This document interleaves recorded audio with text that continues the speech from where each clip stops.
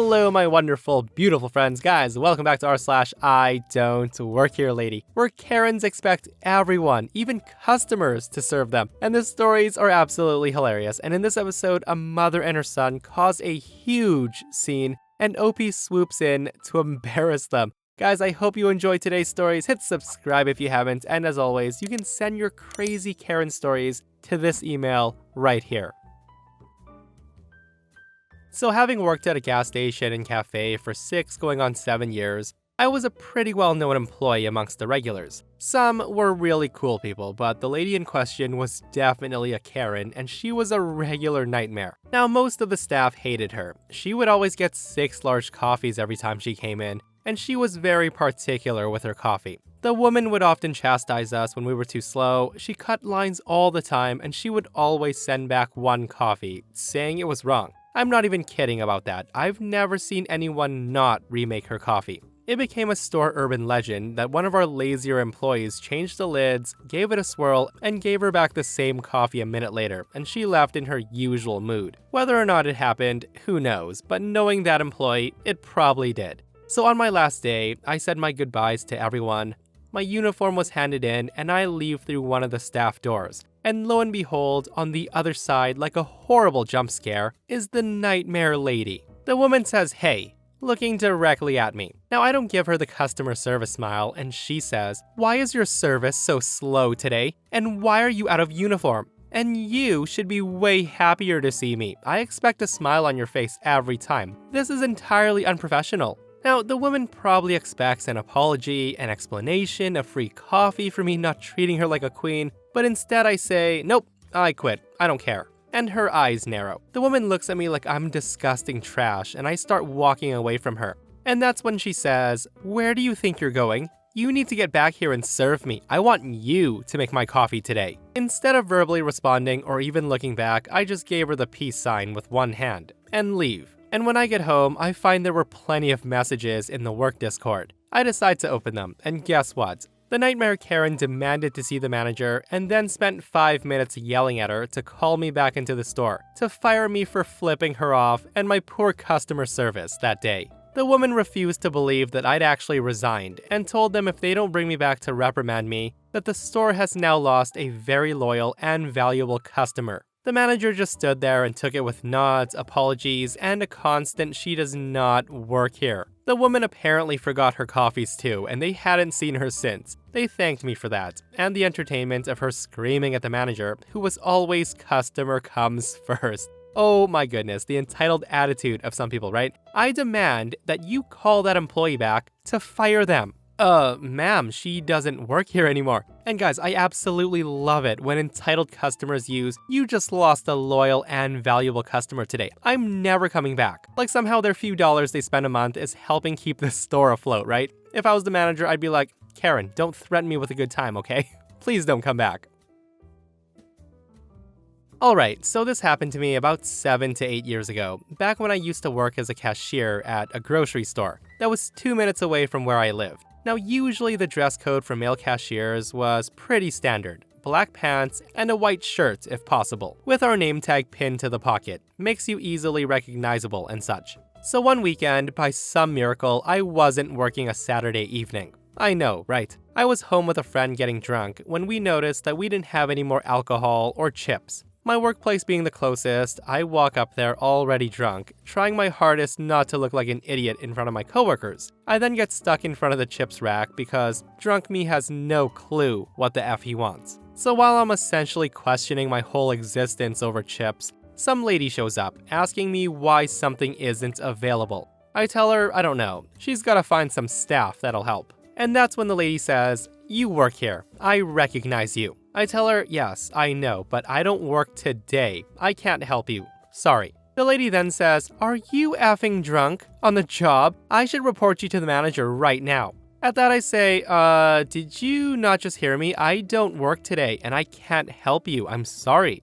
At that she says, "Oh my effing goodness, you are slurring your words. Listen, get your act together and help me find this item." She then pulls up her phone and I completely ignore it. I go back to my chips when she starts going off about me not being helpful and that I should help her anyway. That's when I lose it and I just answer back, "Lady, look at me. I'm drunk out of my mind right now and I couldn't care less about whatever item you're looking for. And if it's not obvious enough, I don't care. I'm not on my shift. Look here." I then point to my shirt and say, "Look at this. Do you see this?" I then point to the graphic on my t-shirt, which has a fully naked chick on it, with everything on her showing, and I say, "Look, do you think I care about your missing product when I'm wearing this?" I then grabbed a random bag of chips and left. The lady was still in the aisle, clearly not expecting that. I never saw her again at my cash register. I wonder why.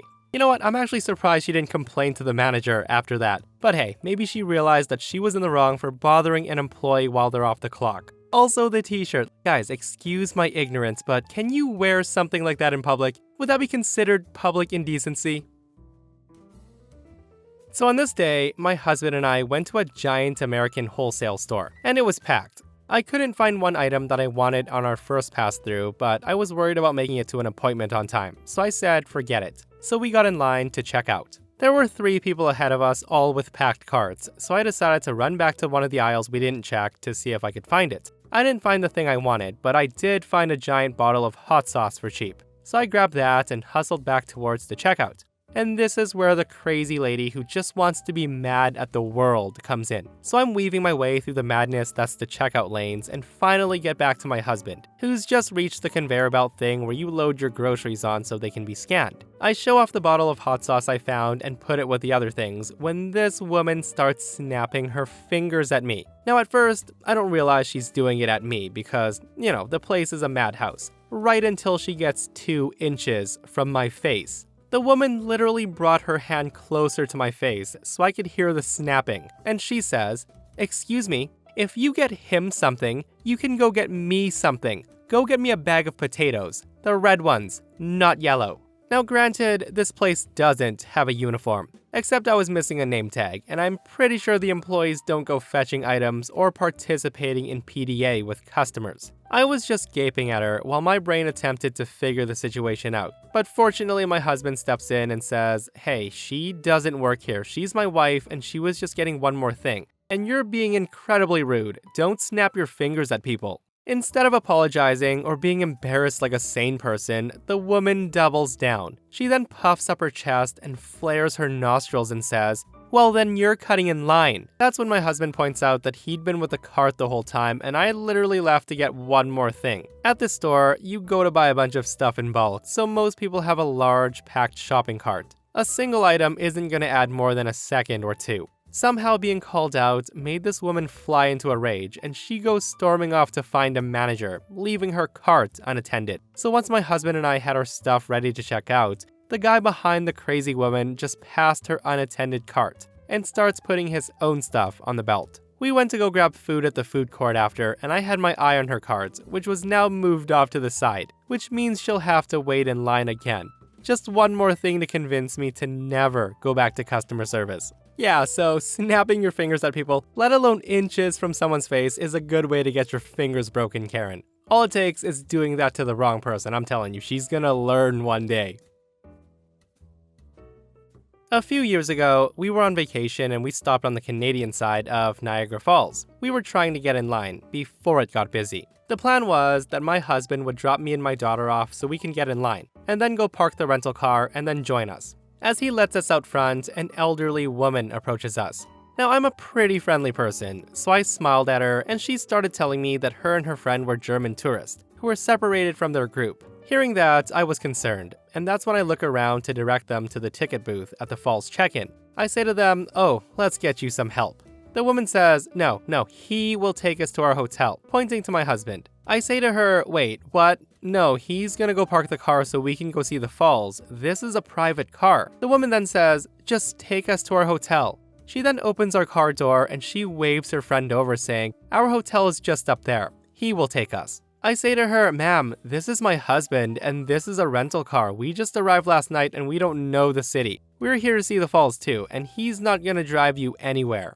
The woman then says, "How rude. He must take us to a hotel. We're not Canadian." I tell her, "Well, we're not Canadian either, and I'm sure security can help you get a taxi, or you can call your hotel for their shuttle." The woman then rudely says, "I have no phone, and no, that's gonna take too long, I'm not paying. You are so rude. We're guests in this country, and we're paying a lot of money for this trip." She then screams at my husband and says, "Take us to the hotel." And that's when I say to my husband, "Just go, now, leave." I tell her, "Ma'am, we too are visiting this country, and we're also paying a lot for this trip. We're not driving you anywhere, so good luck." The German lady continues to scream how rude and awful we were as we walked away, and random people are now looking at my daughter and I like we did something wrong. I did go get security to go check on her. The security guard reported that she had her phone out and she was calling the hotel for their shuttle. She completely waved them off and said they were fine. Yeah, nothing amuses me more than entitled tourists who expect everyone to serve them because they're guests in the country. And just because you're a tourist doesn't mean everyone is your taxi. I could see that potentially getting dangerous for them real quick. Also, didn't the woman say she didn't have a phone and then she pulls out a phone to call the shuttle? Okay, so I'm a waitress, and this took place during the start of the pandemic when our restaurant strictly requires masks while indoors. Now, everyone knows that the mask mandate honestly wasn't that helpful in corralling unruly customers, because they'd either argue that the mandate wasn't law so they wouldn't follow it, was unconstitutional, or was irrelevant because they'd eventually be taking their masks off when their food was served, so they also wouldn't follow it. Anyways, regardless of your opinions on masks, no need to argue it to me, in the comments or as a customer because the owner made those calls. My job was to enforce his decisions, whether that be all customers have to wear face masks covering their mouth and nose, or if it was all customers have to wear sleeveless denim vests. I'd have to enforce it if the owner wanted so. That's literally part of my job. I spent my entire shift telling people to comply or leave, then telling them again, then a third time, and then getting our larger, more physically intimidating line cook to tell them. By the end of my shift, I was a master at putting my hand up authoritatively and saying, "Sir or madam, it's your choice whether or not to wear a face covering, just as it's our choice to serve you in this private business, so comply with the dress code or exit the premises." Now, a few people did call the police or acted as though they were called, but at no point did real authorities come. So after my shift ended this day, I was absolutely exhausted and ready to forget work, and just to eat some banana oatmeal. I hit the supermarket on the way home, and the chain still required masks. As I approached the door, most people were maskless, but they stopped short of the entrance to put masks on when seeing the sign. No problem. The people directly next to me though, a mom with the classic Karen haircut, and a teenage son who was approximately 15, didn't. The mom actually did put on a tattered, ill-fitting surgical mask. She wasn't even wearing it correctly, but still, it was better than nothing. Her son, though, didn't break stride. He just kept heading into the store. His mom flags him down and says, "Jeremy, put a mask on. It's the policy." Kind of quietly, as though she wasn't trying to anger him. And he says, "I thought we didn't have to do that BS anymore. I saw it in the news." His mom then explained that businesses could still require a mask, even if the state no longer did. At first I was thinking, hey, props to Karen, her haircut is totally misleading. But her son couldn't just let it end on a nice note. He whined that he didn't bring a mask and he didn't want to walk all the way back to the car to get one. And there wasn't Wi-Fi in the parking lot, so no way was he gonna wait in the car for her. The mom tried to think of a rebuttal, eyeing the policy no exception sign, but seemed too tired to generate one. So she just braced herself and they headed into the store. A greeter stopped the son and said that he needed a regulation face covering, but he ignored her, grunting, "Don't have one," and just kept walking. The greeter did call after him, but couldn't move from her spot by the door, and eventually he was too deep in the aisles to notice. I found all this offensive. However, I was too exhausted from dealing with guys like him professionally to take it on personally. I just went about finding the right color of bananas and trying to get back to my car as quickly as I could. Fast forward to the deli counter though. I had taken a ticket and was standing online. Karen and her son were standing nearby. Happily, several people were giving Karen's son the evil stink eye next to me, but he couldn't have cared less, and neither could his mom. She was placing a long, elaborate deli order, and he was picking up some lemons in a nearby display and putting them back. Her son was having a loud FaceTime conversation with a friend, expelling his hair and his noisy chatter onto shoppers in every which direction. But I tried to put it out of my mind because I just didn't have the bandwidth to deal with people like this one more time tonight. And that's when it happened. The kid coughs, maskless, and directly on the lemons. I was getting ready to say something, but thankfully, a deli worker noticed and called him out saying, "Hey, who's coughing?" and then looks around and notices the kid and says, "Hey son, you've gotta wear a mask to be in here." Karen Jr. shrugs, but the deli guy wasn't having it. He pulls out the corporate policy sheet. So Karen Jr. looked to his mom for support. The mom seemed genuinely embarrassed by her son, but not so much that she would hold him accountable for his dangerous choices. She just hurriedly explained, "Oh, he has a mask, but he left it in the car, and we parked in the far lot." The deli counter guy was persistent though, saying, "I don't care where he left it. It's the policy, so mask up or head out." He took a few assertive steps in the kid's direction, which I guess was too much for Karen to handle because she threw herself in between her son and the worker. And that's when the kid triumphantly declared, "The store isn't allowed to have that policy anymore. Didn't you see Governor Abbott's announcement? It was never a law anyways."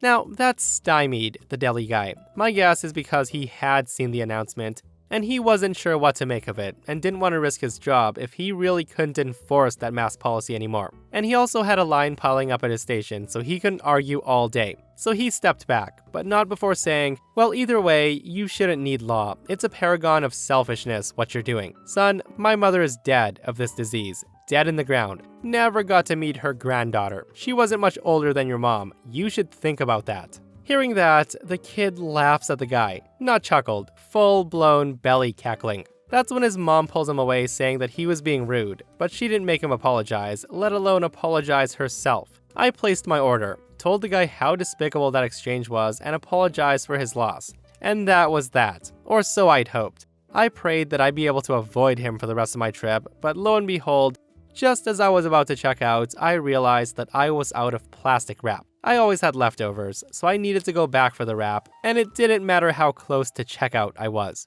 So I doubled back holding my breath, and sure enough, the mother and son were stationed at the end cap, having an argument with a clerk. As best as I could figure from the bits and pieces I picked up, the customers were complaining about his coughing enough to motivate a manager to confront the family. The manager was physically intimidating, so I guess he was the staff's go-to guy for confrontations. But it became immediately apparent that he did not have the personality for conflict. His name was Chet, and he was a human teddy bear at like 6'5", 300 pounds. He had managed to get Karen's cart away from her, holding it to the side so they couldn't continue shopping until her son put his mask on. By now, Chet was pleading with Karen saying, "Please don't yell at me, I can't understand you when you're yelling." The Karen was going off on Chet about the laws he'd broken, the discrimination he was enacting against her poor son, and how the entire store had been harassing a minor child since they entered. She also said how the news and the corporate office would hear about this, and he'd be out of a job, and no one's hiring right now, so he'd better be careful. Chet seemed genuinely surprised, as he tried and failed to communicate to Karen. He was saying, "I'm trying to help you, ma'am. I don't want to harass anyone. I want to work this out. The situation at hand, though, is you can't continue to shop until your son conforms to our corporate masking policy. Help me to help you." Meanwhile, as Karen was preaching the innocence of Karen Jr., her son was actively berating her, telling her that she was embarrassing, that arguing with him was ineffective, and she was so stupid for wasting time arguing with these people. At this stage, I realized it was disrespectful to just be a voyeur to the spectacle. I would either have to speak up or move on with my shopping. Maybe this was the straw that broke my back after the day I had at work, or maybe I was just on autopilot, or maybe I felt sympathy for Chet. But my masking enforcing persona roared to life. Luckily, I was also still wearing my work clothes, including my name tag, or this might have not worked. I storm over with my most authoritative manager of the manager swagger and said, excuse me, you are causing a disturbance. Do we have a problem here?" Poor Chet starts to try to explain and remove me from the situation, thinking I was a concerned customer who was upset by the disruption of their altercation. But I just fell into my script, which I had down cold by this point, reciting, "Sir, ma'am, you have a choice as to whether or not you'd like to wear a mask. And as a private business, we have a choice as to the dress code we'd like to set for customers. You have two options as to how we can proceed from here." The whole time, Karen just kept talking over me while her son kept telling her to stop engaging with us and to keep shopping, including this gem of a line. He says to her, "They're literally lower than rent-a-cops. They're can stacking people, just ignore them." So I went into the Phase 2 script saying, "Alright, you've made the choice to not partake in our services, and we have in turn made the choice to not service you. Please leave now or you'll be escorted out. If you leave on your own volition, you'll be welcome back if dressed appropriately. If escorted out, a permanent ban will be issued. Please note that we have a clear view of your face on our CCTV to reference that you are not currently wearing a mask. That nearly made Karen Jr.'s head explode. He starts shouting obscenities at us, and I just flatly stated my colleague is contacting security. I was getting edgier as he escalated though, because A, I made the assumption that the store had security, but it was dawning on me that I had no clue whether or not they did. And B, Karen Jr. was physically larger than me, so I thought back to the stories where store workers were being attacked by anti-maskers for enforcing these policies. For a minute, I wondered if I actually should have kept my nose out of this business. But Karen steps up to the plate, better late than never. She starts pulling her son towards the door, insisting, "I can't be banned from here. The store is the closest to our house, so please, come on." The kid resisted at first, even intentionally pushing over the end cap display in a rage. To which Chet said, "Hey now, was that really necessary?" When he started destroying property, Karen left him to face security on his own, and she made a beeline for her car. About 15 seconds or more of him kicking stuff around, Karen Jr. realized that he was left standing on his own 2 feet without mommy there to shield him from real-world consequences, and he absolutely broke down. A wave of terror washed over him, and just as quickly as he'd flown into the initial rage, he bolts for the exit. Chet was so casual about this, he just turns to me and says, "You don't work here, do you? I've never seen you before." I then explained that I deal with this at work, and he sincerely thanked me, even offered me coupons, but chillingly said that while he appreciated the thought behind this, the next time I should not get involved. He warned that some of the people had been wholly unstable, hitting or spitting at employees. And they did have a usual security guard, but he was out that day because of an injury from someone refusing to comply. I was so distracted by all this that I didn't even end up remembering to get my plastic wrap. I just checked out and headed home as quickly as I could. Yeah guys, I remember the beginning of COVID when all this happened, and even though I hated masks, I still complied just to avoid this type of situation and conflict. Anyways, I can't believe I missed this story as it was posted almost 2 years ago. And listen guys, I know we all have differing opinions on wearing these damn things, but try to keep things friendly in the comments, okay? All I can say is I'm glad I can see people's faces again. And that, my friends, brings us to another end of our / I don't work here lady, almost said entitled people. Guys, if you enjoyed the stories, hit that thumbs up, and if you're not subscribed, hit that subscribe button. And if you guys missed the last episode on the channel, it's an r/ entitled people episode where Karen becomes big boss and then demands everybody work for free. Guys, it's such a funny story, so go check it out if you haven't, and myself and Stevie Boy will see you guys in the next one. We love you.